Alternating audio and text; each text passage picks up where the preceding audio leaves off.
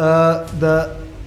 اکثر اعتراض یو بل کېږي تاسو چونکې د ختم نبوت د میدان شهسوار او ډېرې فعاله هلې ځلې تاسو د ختم نبوت د احتساب نه د اډټ نه تاسو څومره مطمئن یې ویلی کېږي دا اعتراض دا کېږي چې یاره د ختم نبوت په میدان کې بعضې کسان چې کوم د ختم نبوت پیسې خوري چاندي خوري هغه خلک وي په ختم نبوت کې شته او وینو یې چې د هغوی د موټر سایکل وسم نو نن په موټرو کې ګرځي دوی سره چې احتساب شوی دی که نه او یا تاسو د دې اډټ احتساب نه څومره مطمئن یې تاسو احتساب کوئ دی ختم نبوت زمونږ داسې ترتیب وي کوم چې زمونږ خپل ترتیب دی زه به هغه بیان کوم په ضلع مردان کې زمونږ د ختم نبوت چې وي نو زمونږ چندې مندې نه وي نه مونږ چندې کوو یو د صوبې او د مرکز د طرف نه په رمضان المبارک کې یوې جمعې یو ملګری راشي هغه وایي چې چنده وکوي نو هغه مرکز او صوبې ته هغه څومره چندی په یو جومات کې 2000 3000 ټولې شي نو هغه لاړې شي دې نه علاوه زمونږ چنده نشته په میشن کې نشته البته یو هنګامي چنده ورته وایي چې کله سالانه اجتماع را رواني نو هغه په جوماتونو کې کلاو نه وي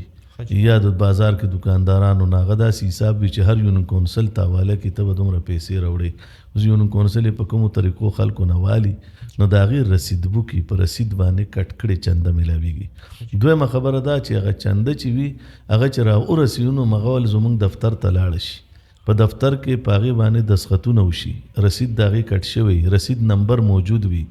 بک نمبر هم موجود وي بیا هغه خزانچي ته ورشي هر چا سره نه وي هغه خزانچي سره ما په ریکارډ داسې وي چې هغه هغې نه څه شی خرچ کوي نو هم دستخط کېږي او چې هغه هغې که څه شی جمع کوي نو هم دستخط کېږي بیا چې څومره پیسې ولګي نو په هغې بیا اجلاس راوغوښتی شي چې دا په دې مت کې ولګېدې حتی کې چې کوم مېلمانه راځي او هغې له د ګاډي هغه خرچه ورکوي نو هغه د هغې طریقه هم دا وي چې هغه په لفافه کې بنده وي په هغه لفافې بره نرۍ غوندې لیکلې وي دې ځای په رجسټر کې لیکلي نو چې کوم مېلمه له هغه ورکوي نو هلته په رجسټر کې لیکلی شي چې ده ته په دې لفافه کې فرض کا دی د 50 کیلومیټر نه راغلی دی یا 100 کیلومیټر نه د ګاډي راوستی دی ده ته چې دا 3000 روپۍ چې وي نو دا ورکړی شوې نو هغه په هغې کې درج شي نو په داسې ریکارډ باندې نو زه خو دا نشم ویلی چې لکه خیر غلطی خو هر چا نه کېږي خو که داسې چا کړي وي او یا موټر او د موټر سایکل په ځای کړی وي خو لکه زما په خپل ذهن کې داسې نشته چې د ختم نبوت په نوم به چا داسې کړي وي هغې وجه دا ده د ختم نبوت ډېر پاک نوم دی که په دې چا د پیداګیر کوشش وکړو او په دې غلطو طریقو حرامې پیسې جیب ته واچولې سو یم چې الله یې معاف کړي دنیا کې سزا ورکړي صحیح حضرت زما به بل سوالي چې که نن سبا موږ وګورو معاشره چې کوم دا ډېر په د بدامنۍ لحاظ سره معاشي لحاظ سره داسې په نورو لحاظونو سره چې کوم دی د زوال مخته نو په دغه حالاتو کې د علماو څه ذمہ داري جوړیږي چې دغه معاشره چې کوم دی پرمختګ وکړي د امن په لحاظ سره د معاش په لحاظ سره په دغه ستاسو سوال خو ډېر قیمتي دی خو جواب یې ډېر مختصر دی هغه داسې دی چې لکه کوم علما په خپل ځایي طور باندې لکه داسې جومات نشته چې عالم په هغې کې مدرسه نه جوړه کړي هغه غریب د هغه د ماشوم نسل لپاره د قاعدې نه واخلې تر ناظرې او تر حفظ سیستم چالو کړی دی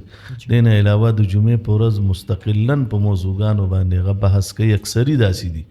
د دې نه علاوه چې دی په مدرسه کې هر کلاس موجود دی او په هغې کې هر طالب علم ته د هغه د ذوق او د هغه د درجې مطابق کټګري چې څومره ده نو په هغې کې هغه ته هغه تعلیم چې دی هغه میلاویږي هغې نه بعد د علماو وفاق المدارس جوړ کړی دی د هغې نه علاوه د علماو تبلیغي جماعت له څومره لوی دوام ورکړی دی منډې ترړې وایي د معاشرې د اصلاح دپاره دې نه علاوه چې دی دې خانقاهونو کې څومره ښکلی نظام دی لکه شاه منصور خانقاه ته سړی ورشي مردان کې خانقاهونه دي پېښور کې شته چناب نگر کې دا دغه کې کندیا کې خانقاه سراجیه د زمونږ یا نور خانقاهونه زمونږ ډېر دي شیخ عبدالمالک رحمه الله خانیوال کې زمونږ خانقاه دی داسې ډېرو ځایونو کې د پیر ذوالفقار احمد نقشبندي رحمه حافظه الله داسې نور دي ډېر خانقاهونه دي پخوانه سیستم را روان دی نو په خانقاهونو کې یو کار چې دغه کېږي دی خوا د ختم نبوت ملګري په هلو ځلو په منډو ترړو دي راغواړي خلک نو ختم نبوت موضوع سره سره په اصلاح معاشره باندې خبره کېږي دې نه علاوه چې دی نو په محلو کې تعلیم باقاعده هر ورځ کېږي د سهار لمونځ پسې هغه 6 نمبرې دي خو پکې ډېر خصوصیات دي داسې هغه گشت پکې کېږي خلک راغونډېږي هفته کې یو ځل دا کېږي شب جمعې ورته مقرر دي نو هغه وما علینا الا البلاغ المبین مطابق خو تقریبا د 14 صدۍ ډېر کار کېږي نور الله ته څه منظور کېږي خو هغه که نه جي صحیح. که هلاکو خان راغی خو زمونږ کمزوری وي نو هغه زمونږ نه 1.5 کروڑو نه زیات خلک وجل زمونږ څه کمزوری خو وي نو د الله عذاب خو به راتلو. بالکل. حضرت اخیری پوښتنه به کوم تاسو چونکې ینګ جنریشن چې کوم دی هغه تاسو ډېر زیات خوښوي نو دغه ځوانانو ته به څه پیغام ورکوئ؟ بس دغه ځوانانو ته خو به زه دا ووایم چې د علماو سره مینه وساتئ. د دې نه علاوه چې دی د ختم نبوت کار مه پرېږدئ. تبلیغ وال درپسې رال خیر 24 ګنټې سې روزه ورسره ولګوئ بهتري به وي پکې. اجتماعات کوز د ریونډ اجتماع راځي که د چنابنګر اجتماع وي که په علاقه کې هم چېرته اجتماع وي خپل ټیم وباسئ وله ورځئ او کوشش دا وکئ چې حلال رزق کوشش دا وکئ چې حلال رزق او په خپله معاشره باندې په خپلو کشرانو هم نظر ضرور واچوئ چې یو حلال رزق وي. یو د علماو مجلس کې چې دی اسم ناسته کوي نو فواید یې ډېر دي. ما کتلی دي تجربتاً مې ډېر کتلی دي د هغې به فایده هر نوجوان ته وي انشاءالله تعالی. بل د نوجوانانو ته مونږ وایو تاسو د علماو نه یریږئ مه خواله تاسو ورشئ دا خو ډېر خواږه دي ډېر ښکلی د مینې هم ډک دي د خلوص هم ډک دي خو اکثر نوجوان نسل وایي نه دا به غوسه نه کي او دی به په هر څه نه علما خو ډېر نرم رویه ده. مخبله کابرین چې څومره وینو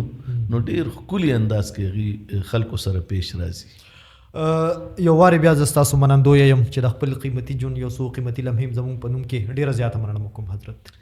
زه به د دې جواب بیا هغه وکړم چې ما سره الفاظ نشته زه تاسو ته ادا کړم. ډېره مهرباني. او زه د ژبې په سر خبرې چرې نه کوم. صحیح. زړه نه خبرې کوم منافقت انسان سره ښایي نه بیا د پیغمبر امتي سره نه ښایي. مخامخ زړه کې څه وي نو هغه مخامخ وي او د هغه مخامخ په حساب ویم چې زه ډېر شکرګزار یم. ډېره مننه. بالکل قدرمندو کتونکو اوریدونکو دا موږ سره زموږ ډېر محترم شیخ الحدیث حضرت مولانا قاری اکرام الحق صاحب دامت برکاتهم العالیه د بل پروګرام پورې خپل قربا محمد صدیق همراز لور کی اجازت په دغه یو شعر سره او دا شعر د حضرت تړالی وی چې چینار زلمی دي او شملې سرونه